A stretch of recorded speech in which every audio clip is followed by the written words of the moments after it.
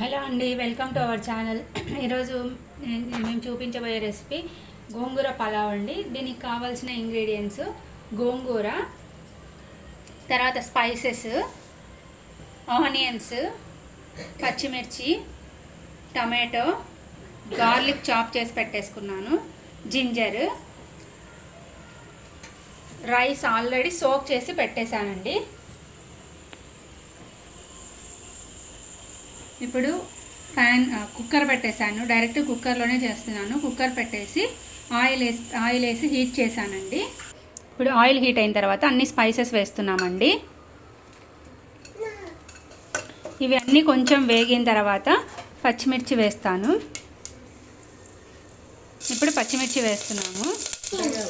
ఇప్పుడు జింజరు, అల్లము, వెల్లుల్లి వేస్తున్నామండి.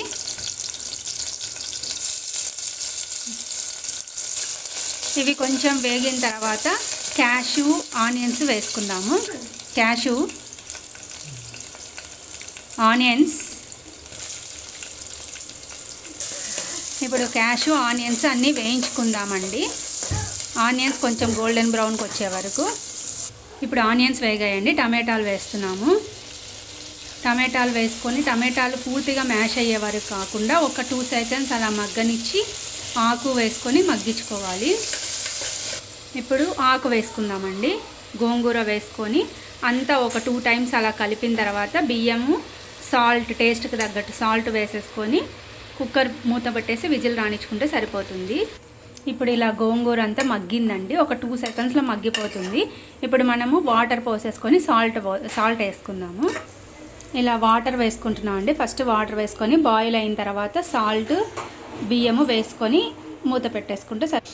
ఇప్పుడు కొంచెం ఒక 2 టేబుల్ స్పూన్స్ నెయ్యి వేసేసి బాయిల్ చేసుకుందామండి. వాటర్ బాయిల్ అయిన తర్వాత మనము బియ్యం వేసుకుందాం. ఇప్పుడు దీంట్లో మనము బియ్యం వేసుకుందామండి. బియ్యం వేసేసుకొని ఒకసారి అంతా మిక్స్ చేసి మూత పెట్టేసుకొని హై ఫ్లేమ్లో 2 విజిల్స్ అలా రాణించుకుంటే సరిపోతుంది.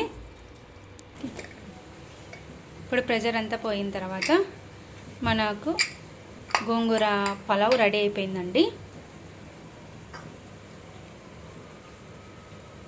స్మెల్ అయితే చాలా బాగా వస్తుంది. Thanks for watching. Please like, share and subscribe.